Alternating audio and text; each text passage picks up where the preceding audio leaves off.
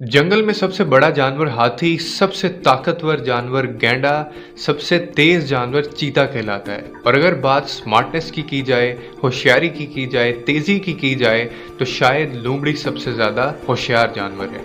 लेकिन फिर भी शेर को जंगल का बादशाह क्यों कहा जाता है? Why he is the king of the jungle? क्यों जंगल का बादशाह हमेशा शेर होता है? इवन दो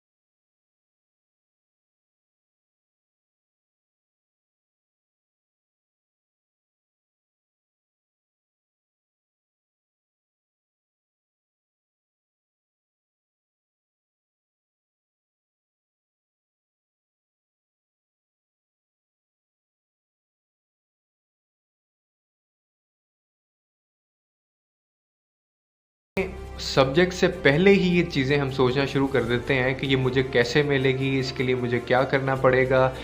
अगर हम ये सारी चीज़ें सोचना छोड़ दें और सिर्फ अपने सब्जेक्ट पे ध्यान दें और अपने अंदर वो भूख रखें कि कौन कितना भूखा है अपने सब्जेक्ट को लेके, तो शायद हम उसको अचीव भी कर पाएँ और वो सारी चीज़ें हमें ऑन द वे मिलें।